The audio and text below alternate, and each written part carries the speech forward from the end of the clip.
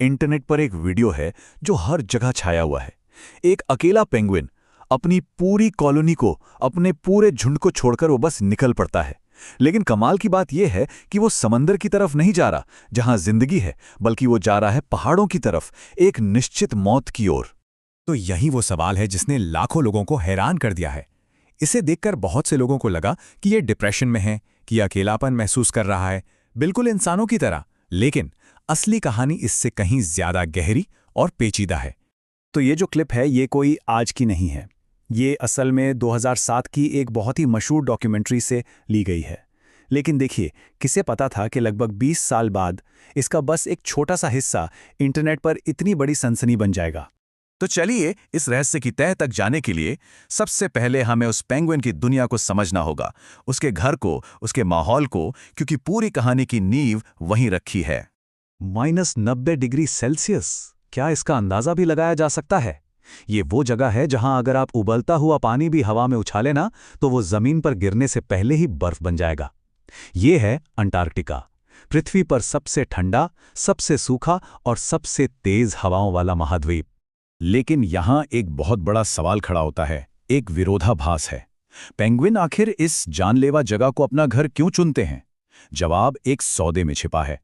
एक तरफ जानलेवा मौसम है, तो दूसरी तरफ जमीन पर कोई शिकारी नहीं। ये एक सौदा है जो पेंगुइन्स ने किया है। और हां, कुदरत ने उन्हें इस खतरनाक माहौल में जीने के लिए पूरी तरह से तैयार भी किया है। उनकी त्वचा के नीचे वसा की एक मोटी परत होती है जिसे ब्लबर कहते हैं, और उनके पंख इतने घने होते हैं कि बर्फीली हवाएं उनके शरीर के अंदर पहुंच ही नहीं पाती। लेकिन यहां एक बहुत जरूरी बात समझनी होगी। अंटार्कटिका में रहने वाले सभी पेंगुइन एक जैसे नहीं होते, और इस रहस्य को सुलझाने की चाबी इसी बात में छिपी है कि वीडियो में जो पेंगुइन दिख रहा है वो आखिर है कौन। तो पहले मिलते हैं एम्परर पेंगुइन से। इन्हें दुनिया का सबसे बेहतरीन पिता भी कहा जाता है, और ऐसा इनके अविश्वसनीय बलिदान की वजह से है। जरा सोचिए, एक पिता 2 महीने तक कुछ खाता नहीं, कुछ पीता नहीं, बर्फीले तूफानों के बीच बस एक जगह खड़ा रहता है, अपने पैरों पर अपने बच्चे का अंडा रखकर। और इस पूरी प्रक्रिया में वो अपने शरीर का आधे से ज्यादा वजन खो देता है, सिर्फ अपनी अगली पीढ़ी को बचाने के लिए। कमाल है ना? तो क्या वायरल वीडियो वाला पेंगुइन यही हीरो है? नहीं, बिल्कुल नहीं। वो एक बिल्कुल ही अलग किरदार है, चालाक, फुर्तीला और हां, थोड़ा शरारती एडिली पेंगुइन। एम्परर के शांत स्वभाव के बिल्कुल उलट एडिली पेंगुइन बहुत ही सामाजिक और चंचल होते हैं। इनकी दुनिया में पत्थरों की कीमत सोने चांदी से कम नहीं, और एक अच्छा घोंसला बनाने के लिए ये मेहनत कम और पड़ोसियों के पत्थर चुराने का काम ज्यादा करते हैं। तो अब ये बात और भी अजीब लगती है ना, कि एडिली पेंगुइन जो इतने सामाजिक होते हैं, जो हमेशा झुंड में रहते हैं, उनमें से कोई एक अकेला रहना क्यों चुनेगा? सब कुछ छोड़कर क्यों चल देगा? वैज्ञानिकों का मानना है कि ये एक तरह का न्यूरोलॉजिकल गड़बड़ हो सकता है। इसे ऐसे समझिए कि उनके दिमाग में एक अंदरूनी जीपीएस लगा होता है, लेकिन कभी-कभी किसी बीमारी या बहुत ज्यादा तनाव की वजह से ये जीपीएस खराब हो जाता है, और उनके दिमाग में एक गलत रास्ता, एक गलत दिशा हमेशा के लिए बैठ जाती है। तो ये तो हुई एक साइंटिफिक थ्योरी, लेकिन क्या इसकी कोई भावनात्मक वजह भी हो सकती है? क्या जानवर, क्या पेंगुइन सच में दुख महसूस कर सकते हैं? और इसका जवाब विज्ञान भी हाँ में देता है। ऐसे कई मामले देखे गए हैं जहां एक पेंगुइन माँ बाप का बच्चा अगर मर जाता है तो वो कई दिनों तक दुख मनाते हैं।